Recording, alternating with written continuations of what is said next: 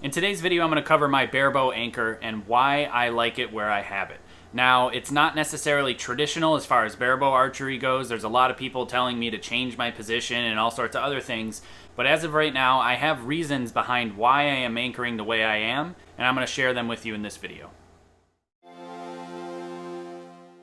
For those of you that are new here, my name is Jake Kaminski. I'm a two-time Olympic silver medalist in the sport of archery. I'm working to make this channel a great resource to all types of archery. So if you haven't yet, hit that subscription button and the notification bell. That way you're notified every time a new video is uploaded. I'd appreciate it.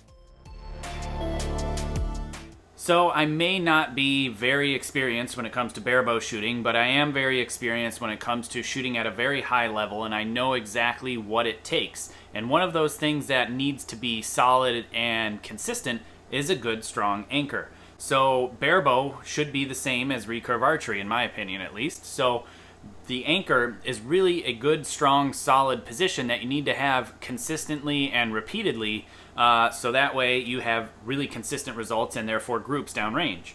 So my anchor is not really traditional. You know, I'm not very high up and I'm not very far forward.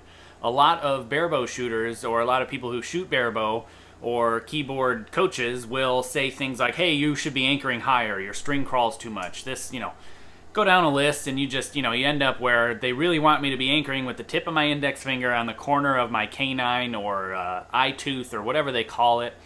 And that position right here is really high up and really far forward. And because it's so far forward, I actually don't have the alignment that I wish I have.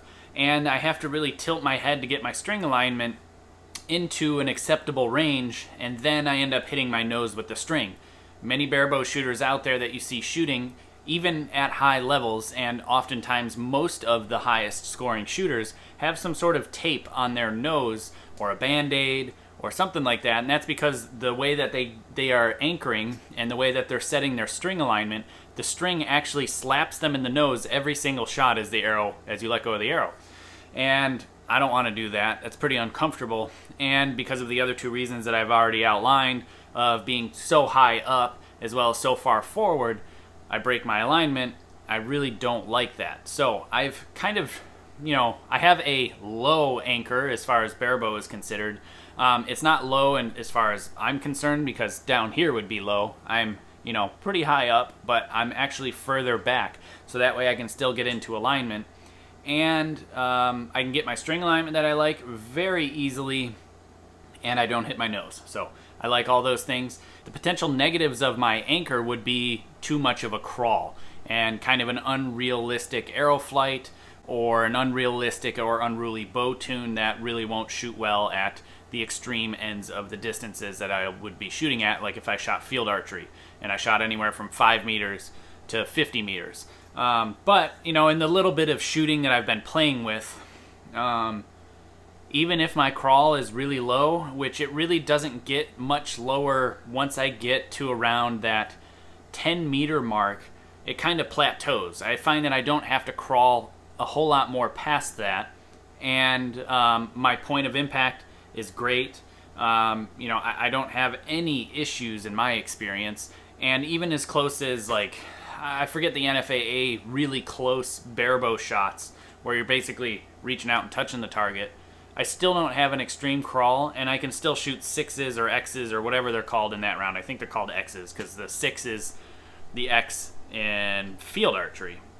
So, or the World Archery Field Archery. I've not seen a problem with the crawls, and my arrows seem to be sticking in the target just fine, just straight, and my arrow flight's fine. I haven't even really tuned this bow at all. I just threw it together, and I'm shooting, 42-ish pounds or so with a 500 spine arrow and a 100 grain point, cut to proper length. It's not extra long. Some barebow shooters shoot really long arrows to eliminate their crawls too. Maybe I'll play with that in the future, just haven't gotten to it yet. But anyway, I don't see the negative aspect that so many people keep saying as far as too much of a crawl, improper tune, bad arrow flight, and really difficulty shooting well at those extreme ends of the distance scale. So I've just not seen that problem. That's why so far I've stuck with this anchor, and I'm really happy with it. Now, with recurve archery, I talk about bone-to-bone contact being extremely important. In recurve archery, we use the bottom of our jaw and the top of this knuckle, bone to bone anchor, and really push in there tight so it's nice and solid. I'm still doing somewhat of a bone to bone anchor. I'm not using my fingertip on my tooth or something along those lines, and I'm actually using part of my hand as the consistent spot for my anchor. Now, I'm using the crook of my hand in here, and with my thumb down and back, like I like to shoot with it, I hook it behind my jawbone. And I'm actually hooking very deep in there, and this knuckle sits inside of my jaw, like this, and hooks inside of it. So that's my forward to back anchor, as well as my up and down reference point, because if I go too much higher, my jawbone turns upwards, and then I have no reference point. And if I go too far down and forward, well, I can really feel that, whereas this hooks behind my jaw really nice and solid. Then my left and right for my anchor is this part of my knuckle right here pushes against the side of my jawbone. So I'm really burying into my face and hooked behind here, and then all I do to get my string alignment is I just tip my head a little bit. It's super simple and super easy, so if I can demonstrate it for you here, it's really not that bad. It's right there, and as you can see, I'll put a video up right now. You see, as I pull back, I get into a position, and then I tilt my head in as I come into anchor.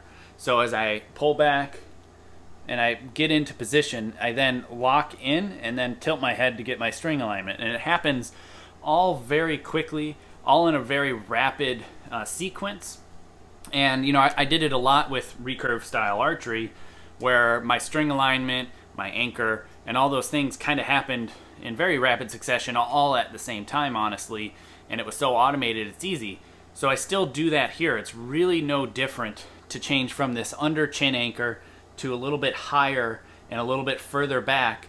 So that way I still don't have a crazy crawl, and it's manageable and very, very consistent. Now, if I were to anchor with my fingertip on the corner of my tooth, that canine there, you'll see my alignment, not so good.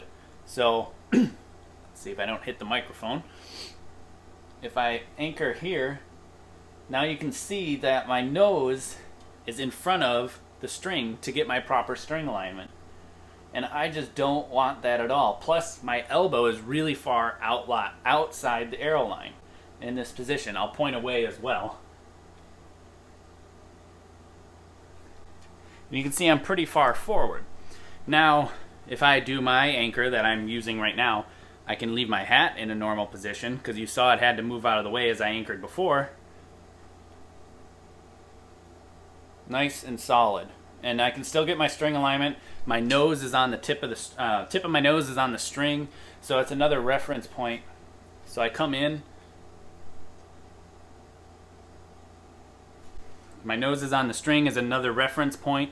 It's all things that I think add up to a pretty consistent anchor that I'm really happy with. At least right now in this stage of my barebow development, this is where I'm happy with my anchor being.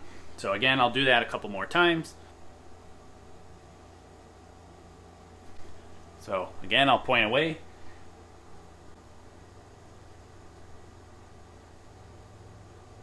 So for me, in that position, I feel a lot more engaged in my back and a lot less engagement in my bow arm, and I don't feel like this. I feel more like this. So I'll put the two videos together, and maybe we can see if there is a difference between the two.